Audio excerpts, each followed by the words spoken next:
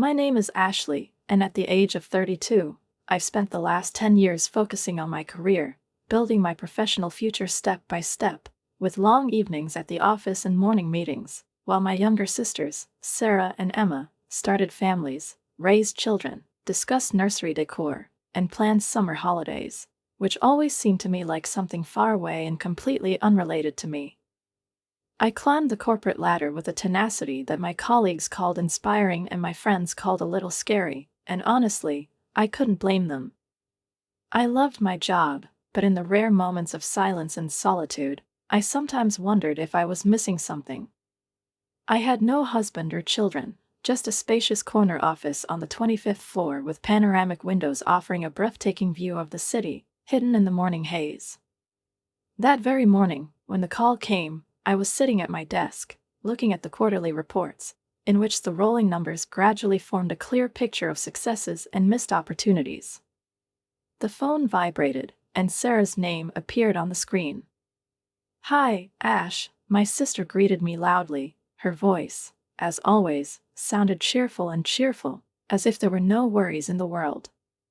"Hi, Sarah," I replied, continuing to mechanically look through the documents and pulling a cup of cooling coffee towards me. "How are you?" "Good. Listen, Mom's 60 in 2 months, and Emma and I have come up with something. We're planning to give her a really special gift, and we want you to participate too." I looked up from the reports for a moment, curious. "What is it about?" Sarah made a theatrical pause, and then, unable to resist, blurted out. "We're going to arrange a week for her at the Mountain Pine Resort. All together, Mom, Dad, Emma, and I, and our families." My eyebrows shot up in surprise. "Wait, is this the resort where people go skiing and where dinners are served in restaurants with fireplaces?" "Yes, that's the one," Sarah confirmed enthusiastically. "We have already discussed everything and booked rooms." I had to stifle a laugh, trying not to imagine myself skiing. "But I can't skate." "No problem. There are excellent instructors there, and the main thing is to spend time with your family." I sensed a trick again. "And how much does it cost?" Sarah named the amount, and I almost choked on a sip of coffee. That was more than I spent on my last vacation, which, come to think of it, was 3 years ago. I know it's a lot," my sister added hastily, as if anticipating my reaction. "But it's for Mom." I sighed, reaching for my phone, and as Sarah continued to explain the details, I was already logging into the banking app. "Okay, I'll transfer the money right now." "Great. Oh, and one more thing." Her voice took on a deliberately innocent tone. "Make sure you take a week off from work. We all need to be there." I rolled my eyes, realizing that I didn't really have a choice. The next few weeks flew by in a series of meetings, deadlines, and work calls. Sometimes I thought about the upcoming trip, wondering what exactly my sisters were planning with the money, but every time I tried to clarify the details, Sarah just waved me off, promising a surprise. In the end, work took over, and I almost stopped thinking about it, until one day at my parents' Saturday dinner, the continuation of this story suddenly popped up. We were sitting at a large table surrounded by the usual family chaos. Mom fussed over the dishes, Dad, as always, baited his old jokes, which we had heard hundreds of times, but in order not to offend him, we laughed anyway.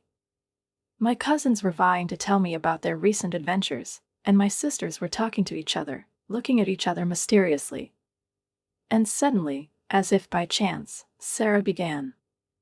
"Well, we finally agreed on everything with the Mountain Pine Resort." There was a brief pause in the room before a lively chatter broke out at the table. "It's wonderful." Mom lit up with joy.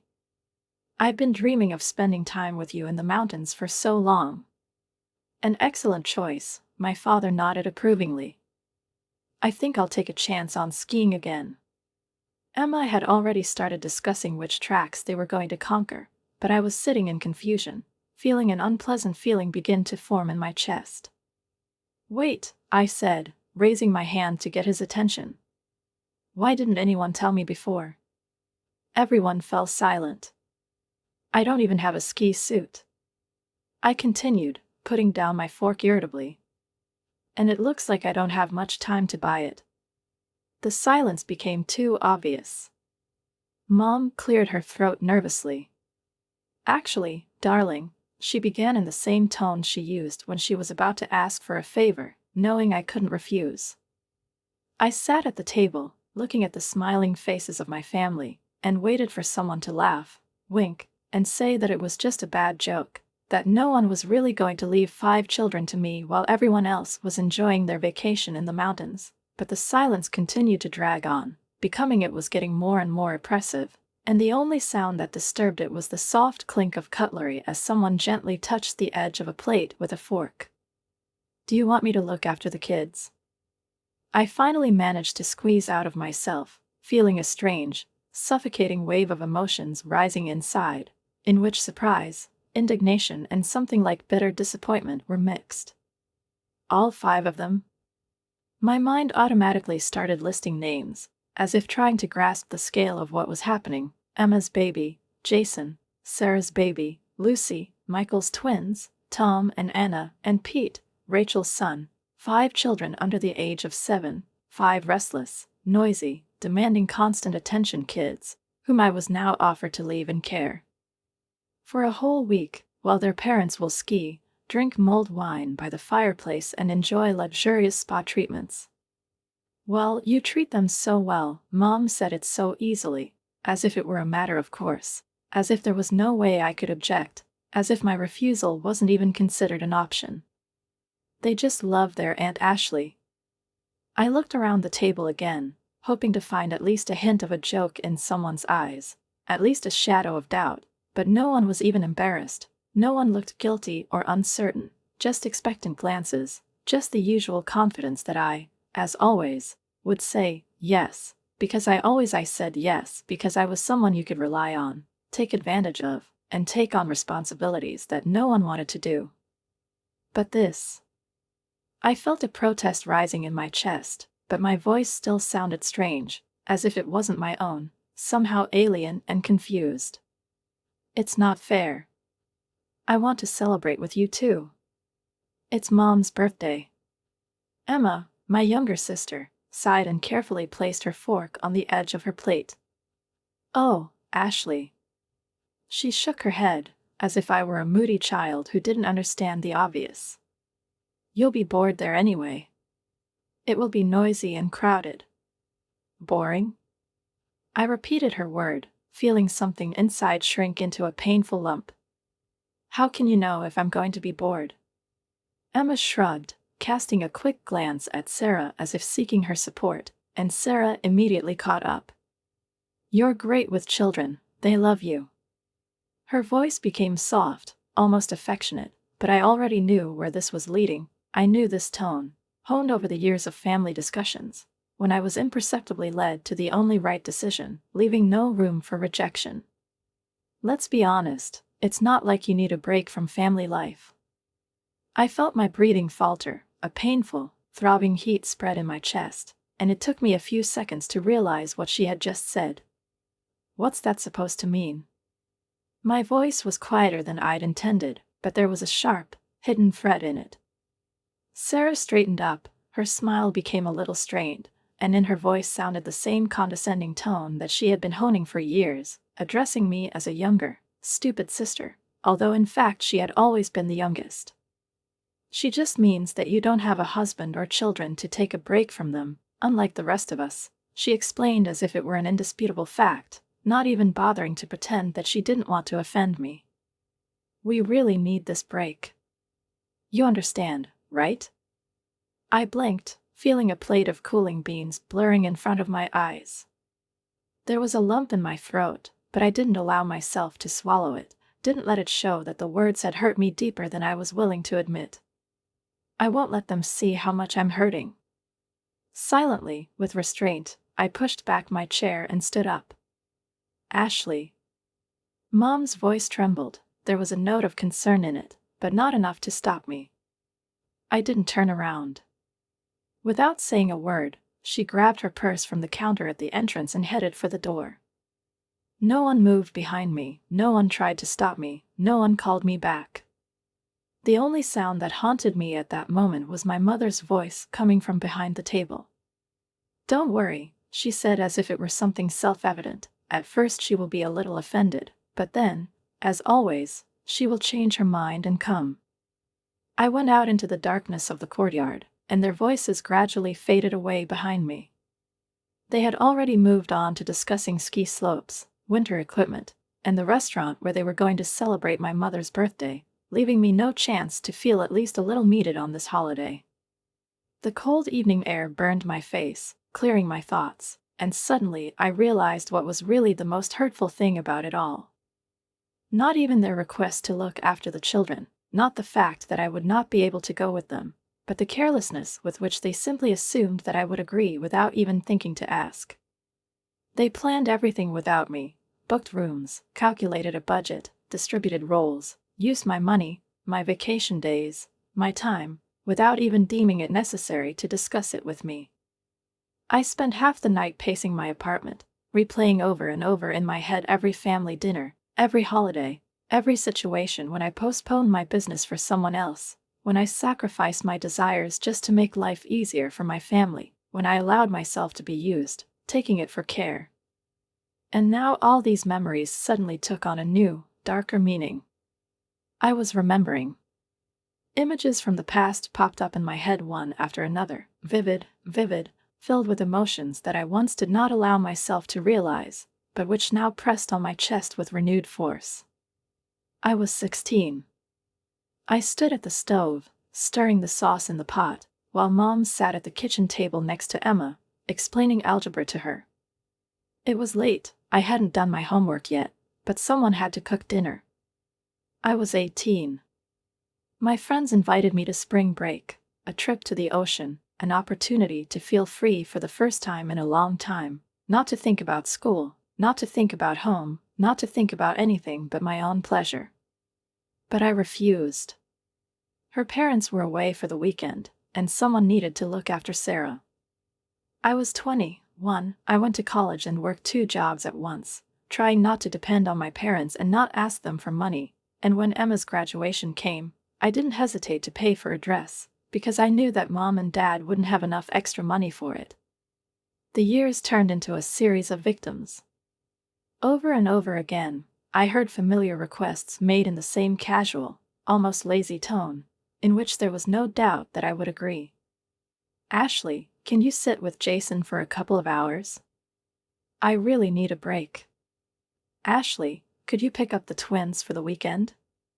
Rachel is overloaded with Pete, and you get along so well with children. Could you help her?" I always said yes. Always. Even if I had an important meeting the next day. Even if I was so exhausted that I could barely stand on my feet. Even if I had my own plans that had to be canceled.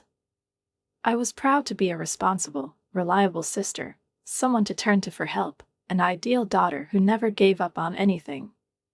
I sank onto the sofa, leaned back, letting the cool leather of the pillows cool my hot thoughts, and automatically turned my gaze to the coffee table, where there were several photo albums.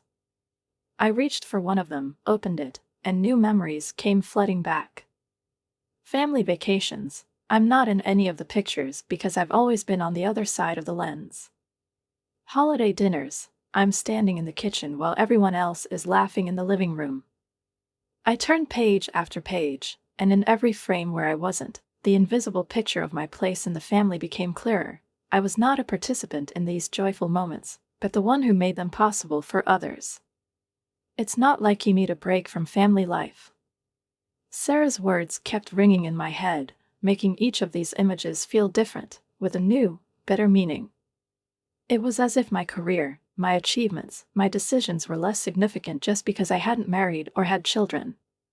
It was as if everything I did was nothing, because it didn't fit their ideas of what truly had value. I tried to fall asleep, but the memories wouldn't leave me alone. I remembered how I worked in college on a scholarship so as not to burden my parents. How she got a job right after graduation to help her sisters finish their studies. How she sacrificed her weekends, her holidays, her money, and never expected anything in return. By morning, I already knew what to do.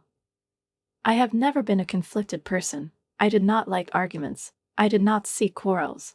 And if there was a chance to resolve this situation peacefully, to explain everything so that I could be heard, I had to try. I've always found ways to fix things, and this time should have been no exception. I waited until a reasonable hour on Sunday before picking up my phone and dialing my mom's number. She answered on the third ring. "Hi, Mom," I took a deep breath, trying to keep my voice steady. "I was thinking about going to a resort, and I have a solution." "Really?" There was a slight wariness in her voice. "Yes," I continued confidently. "I will pay for a babysitter for all 5 children. So everyone can enjoy the holiday together, no one will be left out, and parents will be able to really relax." The silence on the other end of the line dragged on. "It's not going to work," Mom finally said. "Why?" I frowned at him. "We can't entrust the children to some stranger. They're used to you." Her voice sounded strained, and I realized that she wasn't just refusing my offer, she wasn't taking it seriously. "Mom," I gritted my teeth, trying to speak softly but firmly, "I want to be a part of the celebration too. I want to be there for your birthday." "Ashley, she sighed, as if she was sorry that I had to explain it. "You're not exactly a sociable butterfly." I froze abruptly. "What?" "You're probably going to be uncomfortable with all the noise and fuss," she continued in a tone that sounded like she was explaining the obvious thing. "In any case, the kids will keep you busy, and you'll enjoy spending time with them. It's perfect for everyone." I felt something break inside me. It wasn't just a disregard for my wishes. It wasn't just ignoring my feelings. It was much more than that. It was the conviction that my desires didn't matter at all. The click of the end of the call echoed in my ear before I could respond. A moment ago, I was still trying to explain my point of view to my mom, trying to be reasonable, trying to find a compromise that would allow everyone to enjoy the trip, but now there was only a dull silence on the phone, punctuated by short beeps.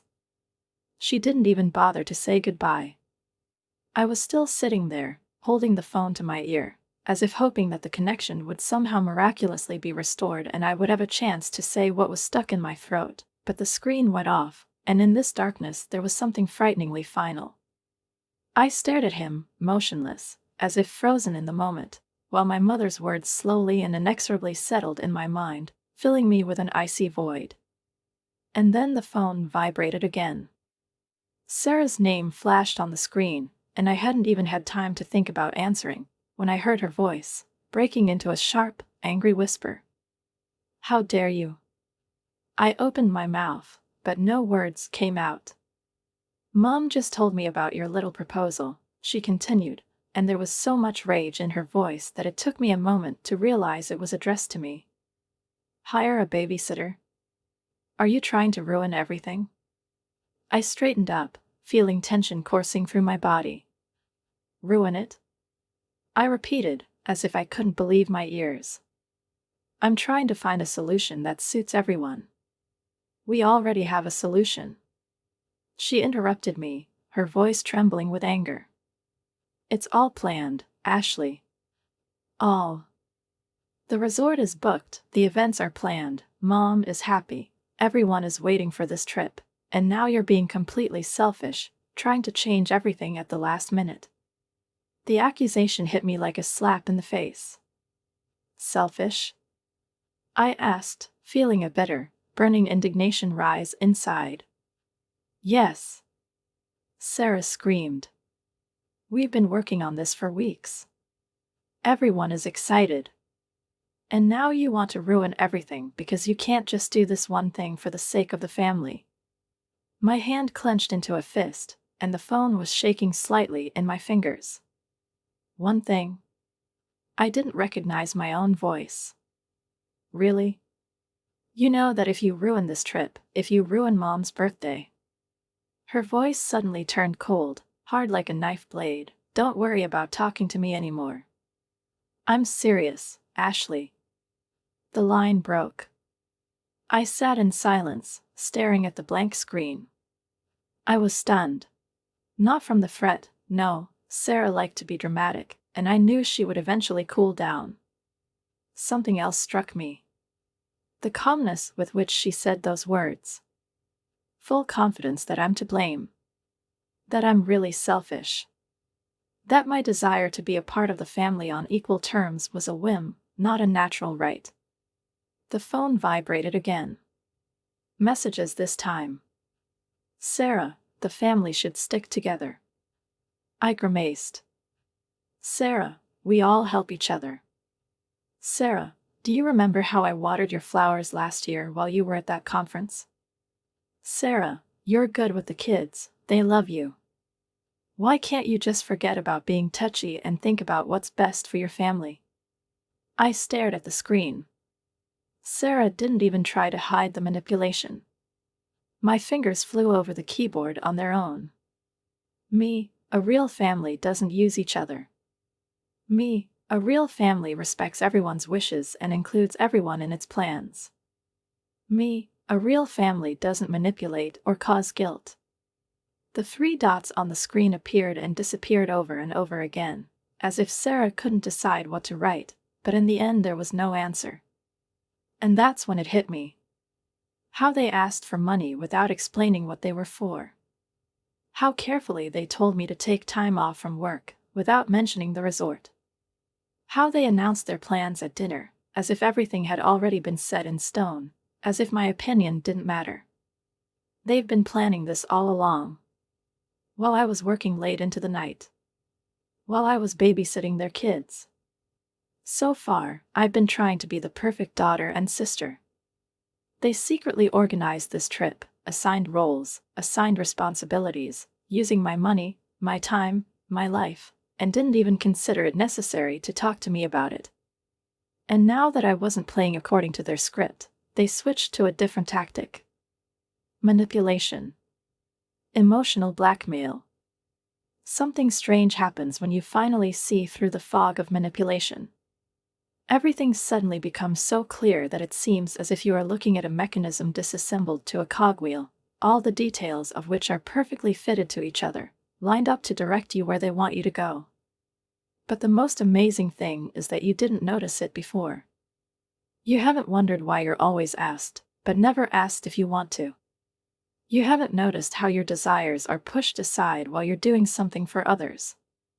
You didn't realize that maybe your whole life revolved not around your own decisions, but around other people's expectations. But once you notice it, you'll never be able to look at it the same way again. The messages poured in one after another, flooding the screen with an endless stream of missed calls, voicemails, and texts that flashed familiar names: Sarah, Emma, Mom, even Michael and Rachel, who rarely wrote to me directly.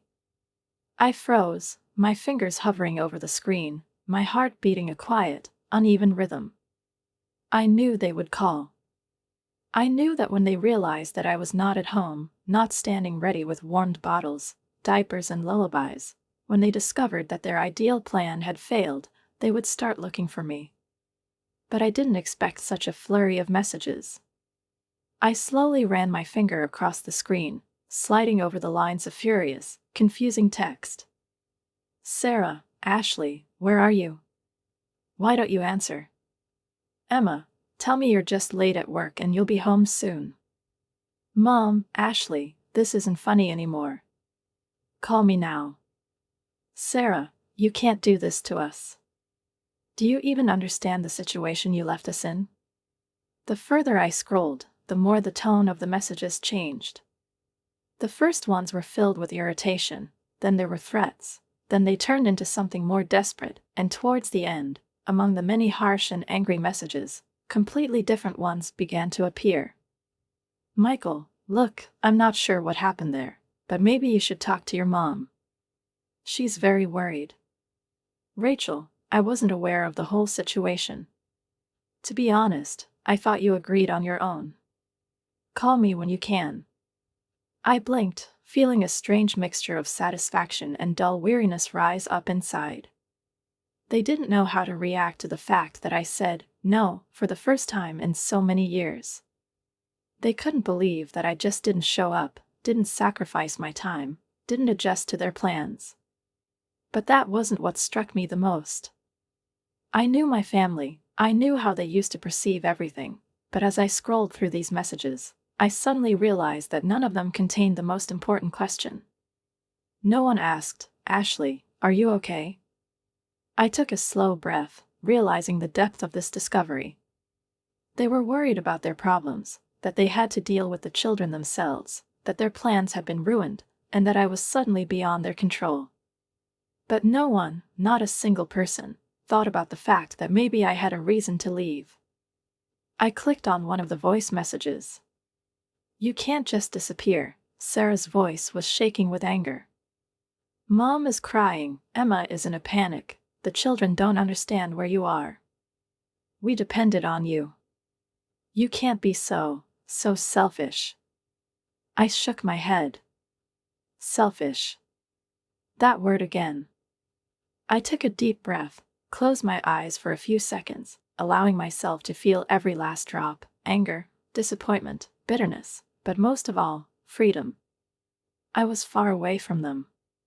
From all their expectations, demands, accusations. I was sitting in a cozy hotel room in Florida, my feet touching cool tiles, and waves lapped outside the window. I opened my eyes. They expected me to call immediately, explain myself, justify myself, apologize. But I wasn't going to do that. Instead, I typed in a short message. I'm not lost. I just chose myself. I looked at the screen, read the words once, twice, and before I could change my mind, I clicked send. And then, with an ease I'd never felt before, I turned off my phone. I looked at them, frozen in the doorway, like a military unit sent to suppress an uprising.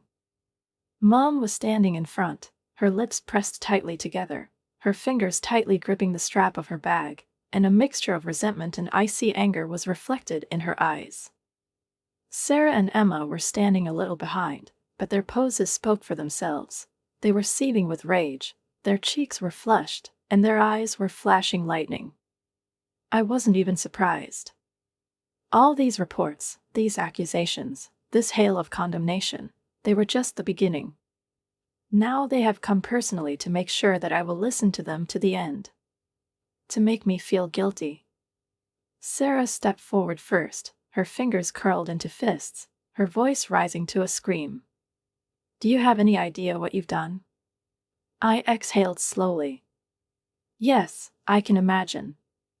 She blinked, taken aback by my calm reaction, but immediately came to her senses, taking another step towards me.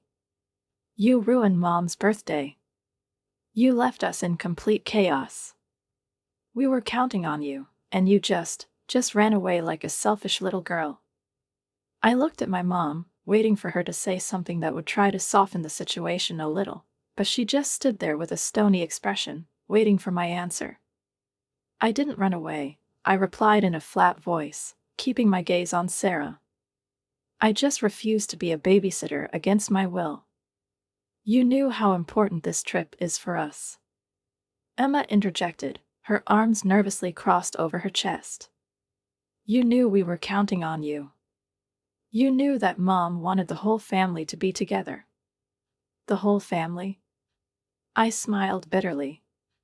"So when you decided to plan everything without me, was it okay? When you used my money, my time, without asking me anything, was that okay too?" Emma bit her lip, but said nothing. "It's not the same thing." Sarah snapped, her eyes flashing. "Could you have told us earlier that you don't want to do this?" "Tell us earlier?" I felt anger boiling up inside. "Sarah, you didn't even ask me. You just decided for me. You thought that I would humbly accept your will, as always.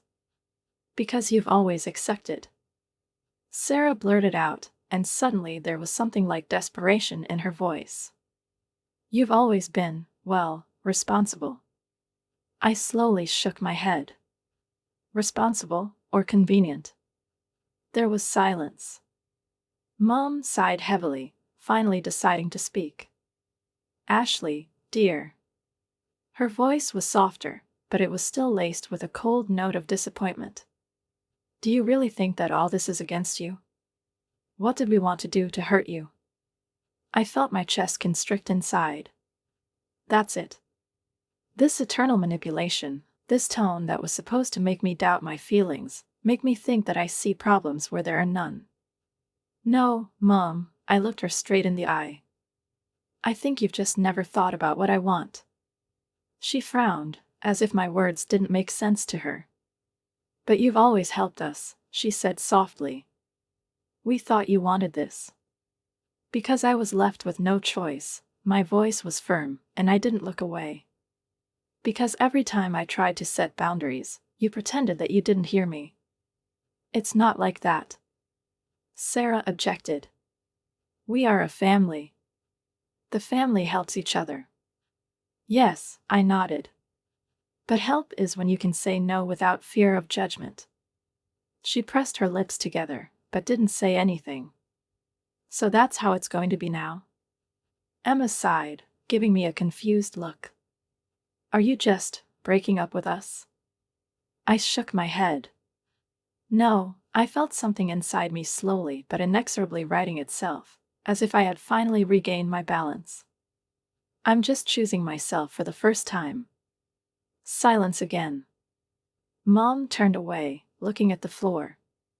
Sarah stood with her hands clasped in front of her, her lips trembling, but not from anger, rather, from pent-up emotions. Emma looked tired. Sarah exhaled loudly. We need time to digest this.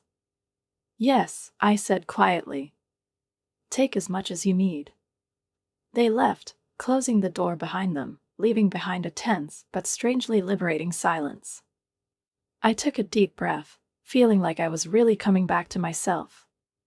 They stood in front of me, Mom, Sarah, Emma, shocked by my words, but even now, when the truth was spoken out loud, I saw in their eyes no remorse, no realization, no attempt to look at the situation differently. They still looked at me as a problem, as the source of all their misery, as the person who ruined their ideal scenario just because he put himself first for the first time in his life. Mom's face was impassive, her posture straight and tense, as if by sheer force of will she was restraining herself from further accusations, from shouting, from new threats. Sarah pressed her lips together tightly, her hands were clenched into fists, and Emma looked like she was still trying to find at least some excuse for all this, at least some explanation that would allow her to convince herself that they had done everything right, and I was just making a big deal out of a molehill. But I wasn't going to give them that comfort anymore. Is that how it's going to be? Emma's voice faltered, but she quickly pulled herself together. Will you just give up on your family? I shook my head, not even surprised by this turn. No, I said in a flat, firm voice. I refuse to be comfortable. Sarah exhaled loudly, shaking her head. You're being overly dramatic. Am I being dramatic? I tilted my head to the side, studying her face. You came to my house, broke in with the key that I entrusted to you, attacked me with screams and accusations, and now I'm the one who dramatizes? Sarah looked away. We just wanted you to understand the damage you've done. I grinned, but there was no humor in the sound. Harm? I took a slow step forward, feeling like the anger that I had been suppressing for so long could no longer be contained. Do you want to talk about harm, Sarah? Then let's remember how many times I postponed my plans to help you out because you had urgent business. Let's remember how many times I got up in the middle of the night to pick up the kids because you needed to rest. Let's remember how many times I've helped you financially without expecting anything in return. Her face flushed, but I didn't stop. Now let's remember, how many times have you done something like this for me? There was silence. Sarah was silent. Emma was silent. Even Mom didn't say a word. Exactly, I said, pushing my hair over my shoulder. You called me selfish because I refused to do what you expected me to do, but isn't that the purest definition of selfishness? Expect another person to always sacrifice their desires for you? We're a family, Mom repeated stubbornly, her voice low and steady, but there was tension in it. Family, I repeated with a slight sneer. An interesting word. Does it mean that my desires don't matter? That my opinion can be ignored? What can I be used for? How convenient, regardless of me. Mom squinted. You're talking like we haven't done anything for you. I chuckled. You really don't like it, do you, Mom? Her lips pressed into a thin line. If you think so, she paused, and then her voice turned icy. Maybe I don't have a daughter named Ashley anymore. The air in the room became heavy, like before a thunderstorm. I felt my heart tighten painfully, but the pain was strangely muffled, as if I knew that sooner or later this moment would come. My fingers twitched, but I didn't give myself time to think. If that's what you want, Mom, I said softly but clearly. Then let it be so. Mom blinked, and I saw a flicker of doubt in her eyes, but she immediately straightened up, as if hoping again that I would flinch first. But I didn't flinch. I looked at her the same way she looked at me, straight, firm, resolute. Emma lowered her eyes first. Sarah crossed her arms over her chest, her shoulders shaking with tension. Mom turned away. Let's go, she said to her daughters, not even looking at me. I didn't move until they disappeared through the door, until the lock clicked, until the silence enveloped me like a warm blanket. And then I closed my eyes and took my first free breath in years. It's been 6 weeks since that last confrontation in my living room, 6 weeks of ringing silence, interrupted only by the occasional notification when one of my family members decided to post another thinly veiled post on social media, full of hints, but never once uttering my name. Some people only think about themselves, Mom wrote last week. A dozen sympathetic responses instantly gathered in the comments from distant relatives, longtime family friends, and acquaintances who only knew her version of the story and therefore willingly supported her, not knowing or wanting to know the whole picture. Family should always come first, Sarah said, posting a photo of her daughter, little Lucy, with a big smile and hands outstretched to the camera. The caption under the photo read, "I'm so blessed to have people in my life who understand what it really means." And then there was Emma's post, a long, passionate monologue about toxic people who destroy family ties with their selfishness and inability to appreciate those who have always been there for them. She didn't mention me, of course, but everyone knew who she was talking about. A few months ago, such words would have devastated me. I would spend hours composing answers in my head, losing sleep, mentally replaying everything over and over again, tormented by the question, maybe they are right? Could it really be my fault? Am I really being too selfish? But now I just sometimes scroll through these messages with a slight smile, noting how predictable they have become. Instead of spending my weekends waiting for another emergency call as an unplanned babysitter, I started doing things I'd never done before.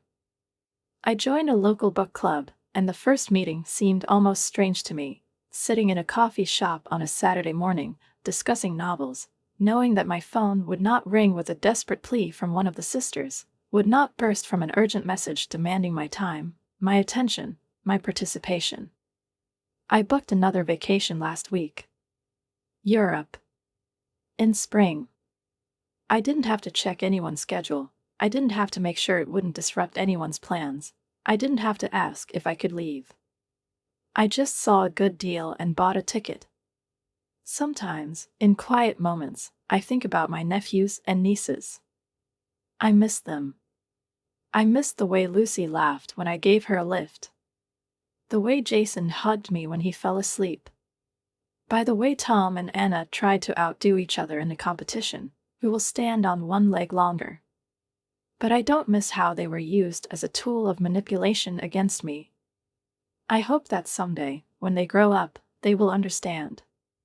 Maybe they'll even see the same patterns in their own lives and make different choices. I still have the emergency key that Mom used that last day when she stormed into my apartment like an angry storm.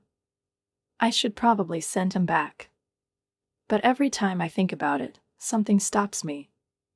Maybe it's hope. The hope that one day they will understand. That one day they would see how unfair their expectations were. That one day they will realize how they took advantage of my love for them. That family is not about devaluation or forcing victims, but about mutual respect and support. But I'm not looking forward to that day anymore. I no longer delay my life waiting for their awareness, their approval, their understanding. For the first time in my life, I put myself first, and it feels right. Yesterday, I deleted the family group chat from my phone. I didn't make an announcement about it. I didn't try to explain myself. I didn't feel the need to justify myself. I just quietly pulled away. From yet another commitment. From another source of stress. Some might call it selfishness. My family, no doubt, thinks so. But I realize that there is a difference between selfishness and self-respect. Sometimes the most useful thing you can do is move away from people who see no value in you other than what you can do for them. And you know what? That doesn't make you a bad person. It makes you free.